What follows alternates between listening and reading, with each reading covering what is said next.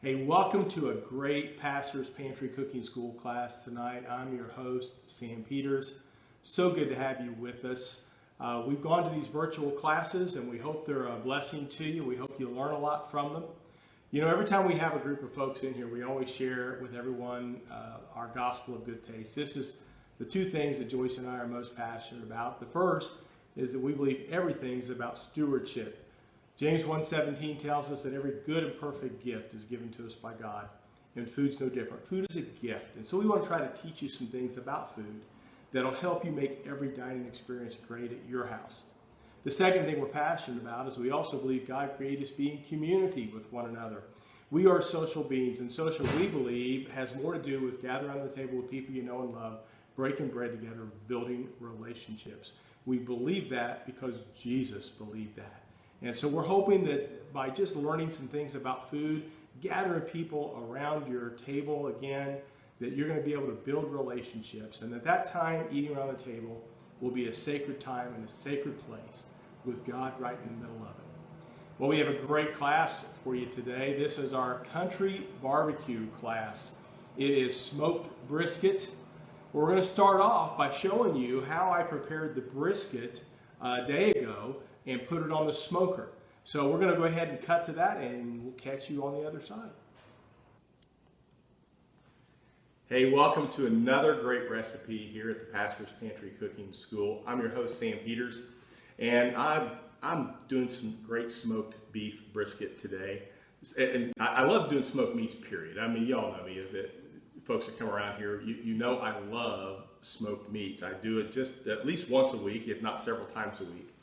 But my favorite to eat is beef brisket. I especially love those burn ends. I'll cut those off. I'll put those in my barbecue baked beans. Fantastic. So we're going to teach you how to make good beef brisket. If you're new at smoking meats and things, this will be a good help to you.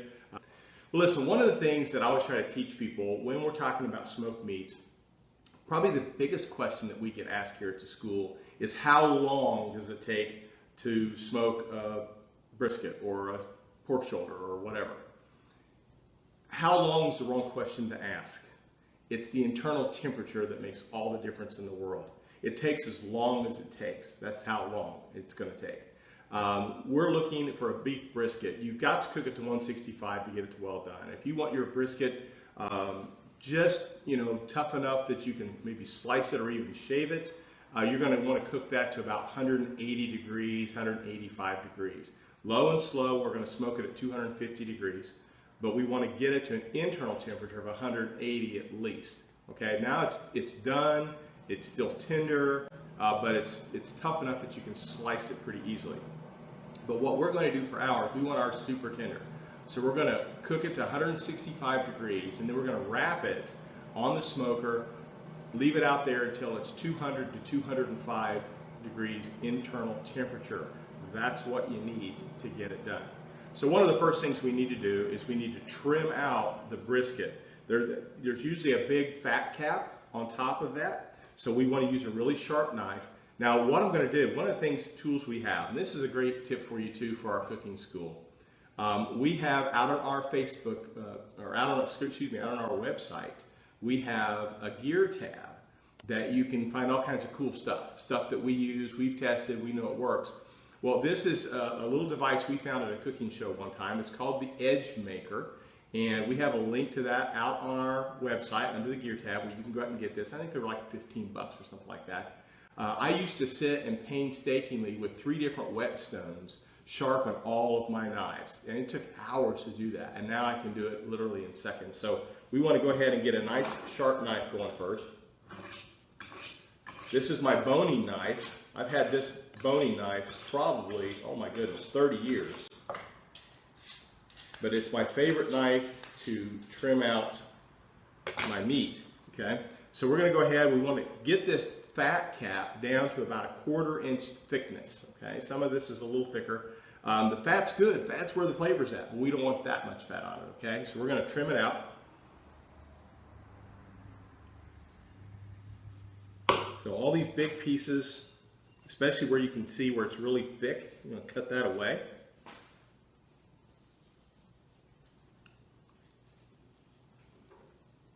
I'm going to leave some of this fat on there. I don't want to cut it all the way down to the meat every time. We want to leave a little bit of it on there. Just sort of looking to where I think that the fat's a little extra thick. I'm going to trim some of that away.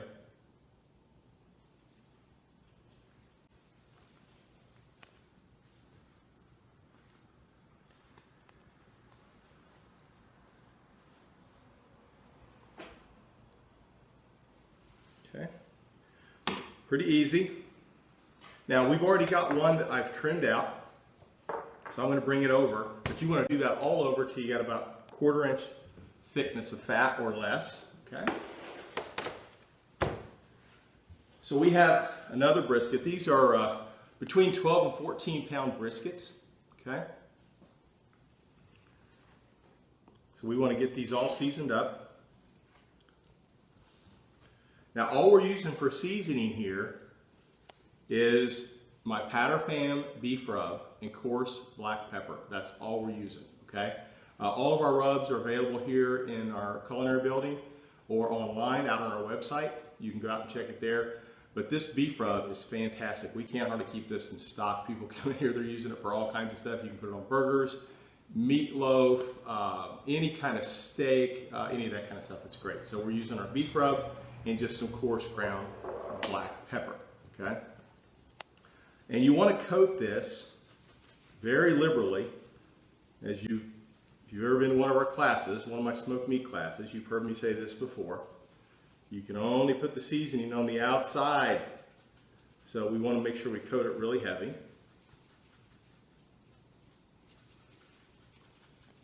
Don't be stingy here. This is not a time to be stingy.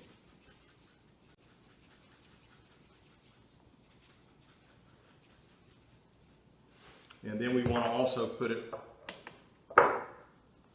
now normally when I'm doing a reverse seared steak, I just use beef rub just by itself.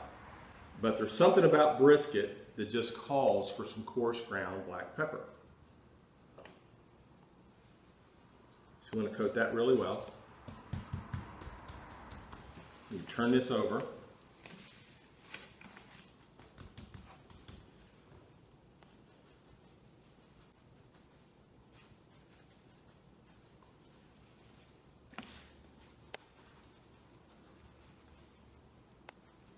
Again, we want to coat it just as well on this side. You know, don't be stingy on one side. When we put this on the smoker, I like to start with the fat cap up, and then about every hour or so, I'll actually go out and turn it over. I'll rotate the brisket.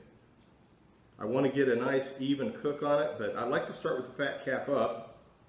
I don't know if there's any truth to this. This is just me talking here. But I think by having the moisture from the fat on top to start helps gravity keep it in the meat. And so we're going to start that way. And it always seems to work for me, so. I want to make sure everybody gets blessed here.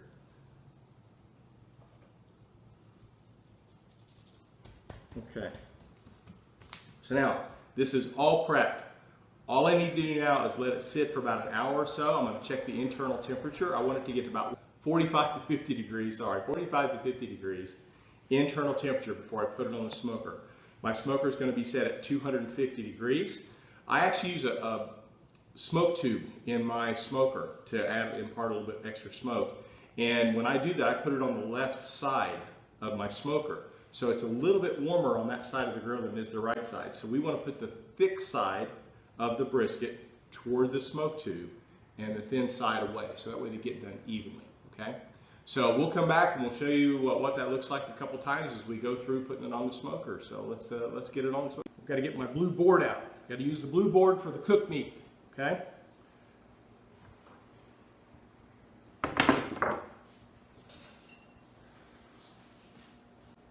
So we have our brisket.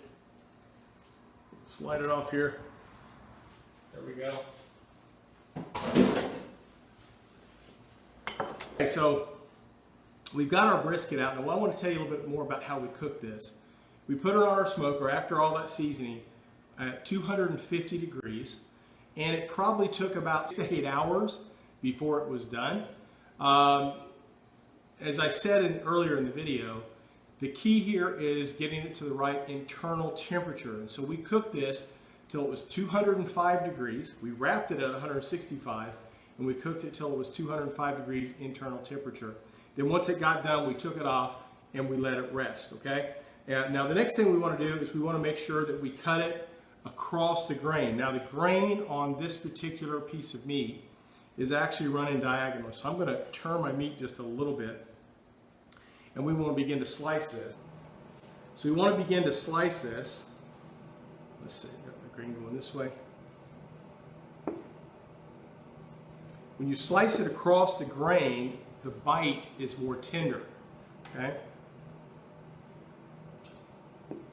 So what you can see here is we've got a great smoke ring around the outside edge of this meat. You see the grain is going this way. That gives you, again, a more tender bite.